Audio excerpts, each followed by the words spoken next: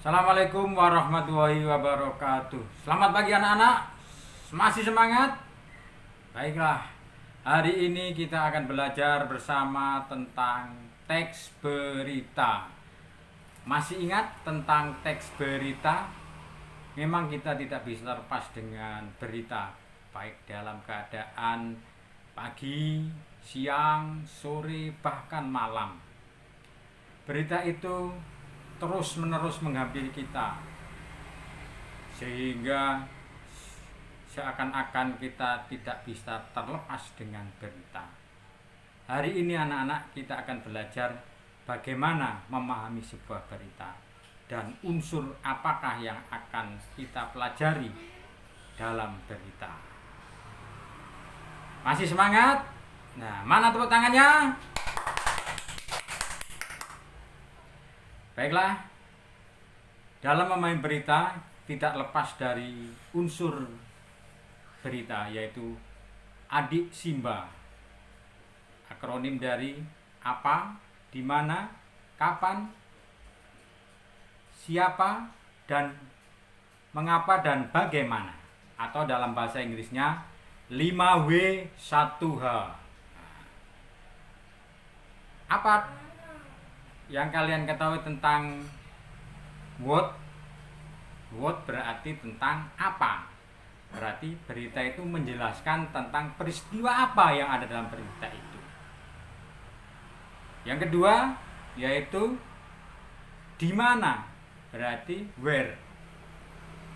Peristiwa itu terjadi di waktu atau di saat atau di suasana. Jadi bisa menunjukkan pada waktunya kapan, suasananya bagaimana, dan harinya apa. Yang ketiga yaitu siapa yang terlibat dalam berita itu. Misalnya tokoh-tokoh atau orang yang penting, masyarakat yang tertindas atau masyarakat yang berpengaruh dalam berita itu.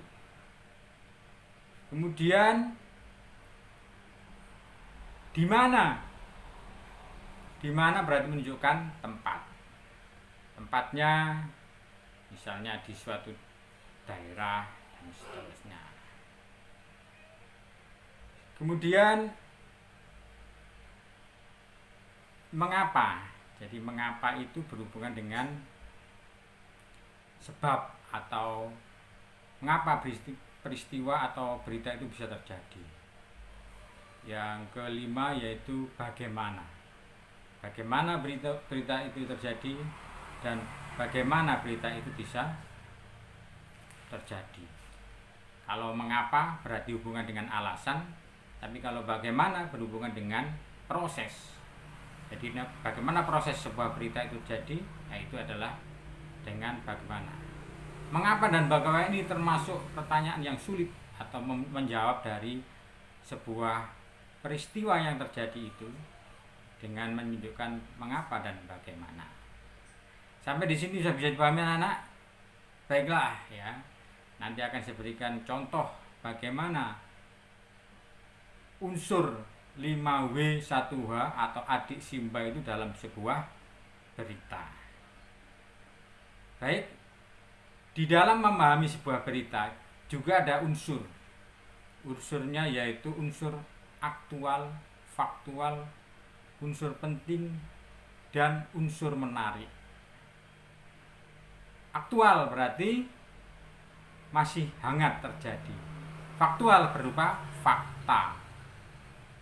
Menarik, jadi harus menarik karena sifatnya mencari informasi atau mencari hiburan. Dan yang terakhir yaitu bisa berisi tentang penting. Penting berita apa yang ingin disampaikan atau siapa yang terlibat, masyarakat mana yang terkorbankan, yang menjadi korban, dan seterusnya. Nah, itulah sedikit tentang pelajaran hari ini. Semoga pelajaran hari ini bisa bermanfaat dan barokah selalu. Ada kekurangan saya mohon maaf, dan nanti bisa tanya-tanya pada akhir session. Saya akhiri, wassalamualaikum warahmatullahi wabarakatuh.